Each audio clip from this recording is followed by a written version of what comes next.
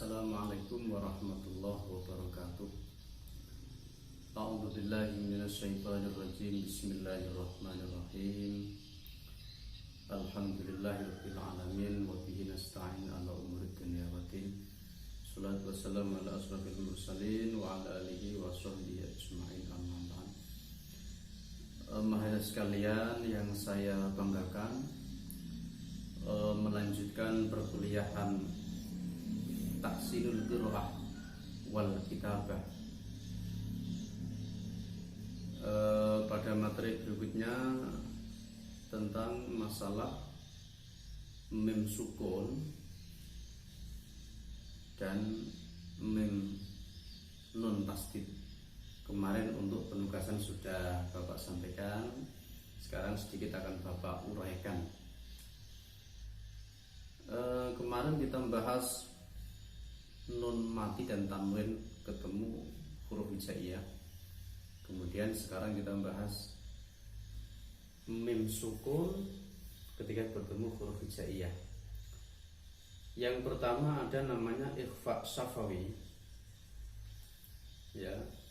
Jadi apabila ada mim sukun bertemu dengan huruf ba, maka bacaannya adalah disebut ikhfa syafawi. Membacanya harus samar-samar dan didengungkan, ya. Seperti contohnya tasim billah wa hum bih, ya. Dakhaltum bihin, itu namanya bacaan ikhfa syafawi.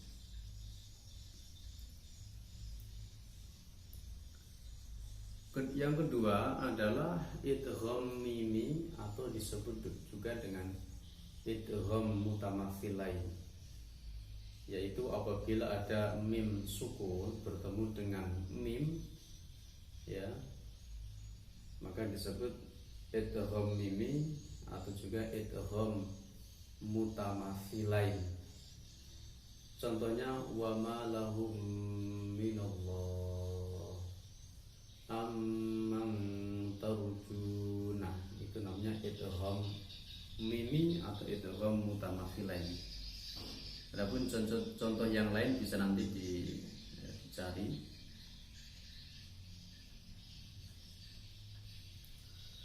Kemudian ada lagi mim mati bertemu huruf hijaiyah, disebut juga dengan bacaan izhar syafawi. Yang pertama tadi ada ikhfa syafawi, ada izhar syafawi.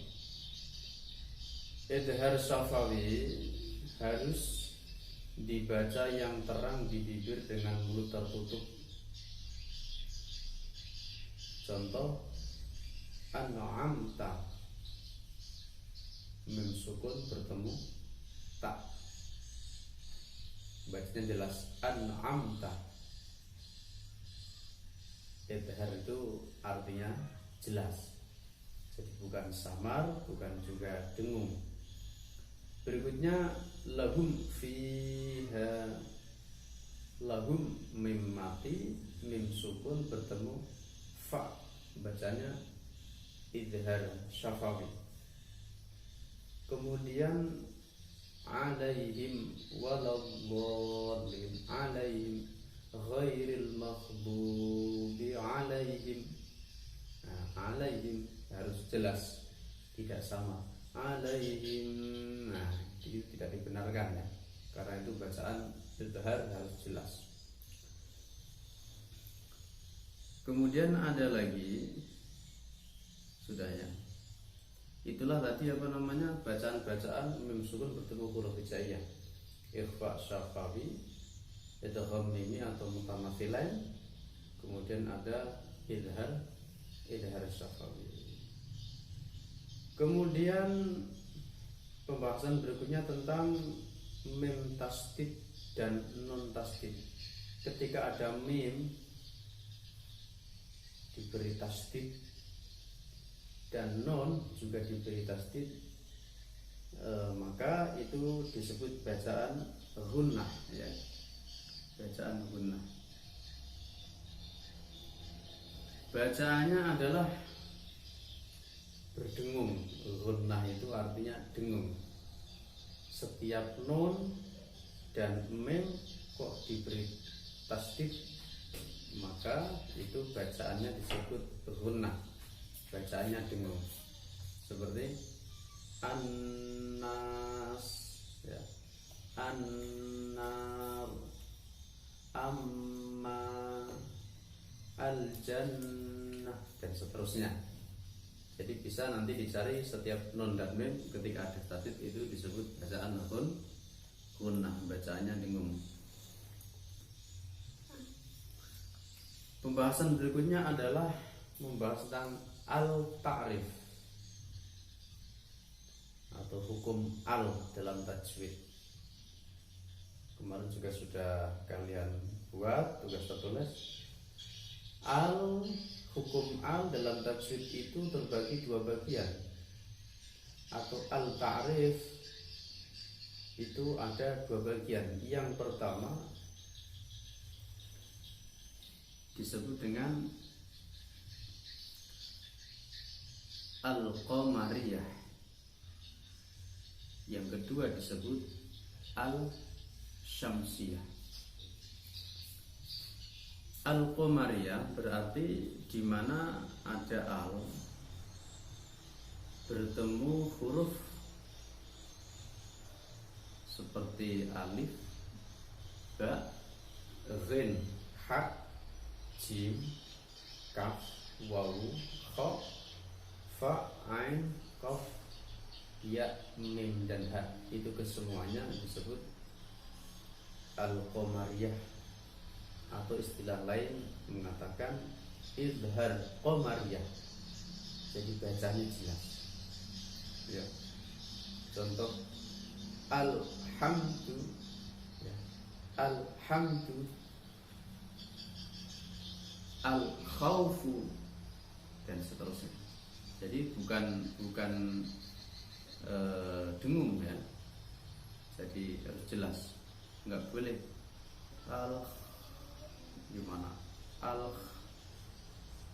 alhamdu, tidak dibenarkan, tapi harus jelas antara al dengan huruf qamariyahnya harus jelas, alhamdu, dan seterusnya. Kemudian huruf qamariyah ini atau al-qamariyah ini terdapat dalam kalimat abghi hajjaka wa khaf aqimah. Abghi hajjaka wa khaf aqimatan, ya. Jadi ada 14. Kemudian yang al-syamsiyah, ya, juga ada 14. Contoh-contoh ini bisa tambahi yang al-qamariyah: al-an'am, al-birru, al-ghamam, al-hamim, al-jannah, al-kautsar, al-wildan, al-khair atau al-khabir, al-qamar. Jadi alnya nampak jelas sekali. Berbeda dengan idgham samsiyah atau al-samsiyah, ini bacanya alnya seakan tidak terbaca, alnya hilang itu cara bacanya. Nah, kemudian hurufnya ada 14 juga. Contoh, selain daripada abghi hajjaka wa khaf aqimah, itu selain itu daripada itu namanya huruf-huruf samsiyah. Jadi alnya tidak nampak ketika al samsiyah. Contoh lafal as-salam, penulisannya al-salam. At-tawwab, penulisannya al-tawwab.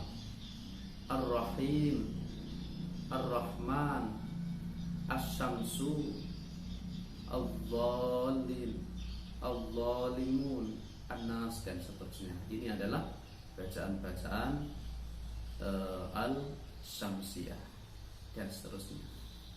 Demikian perkuliahan al-iqtisar atau ringkas pada kali ini. Semoga bermanfaat.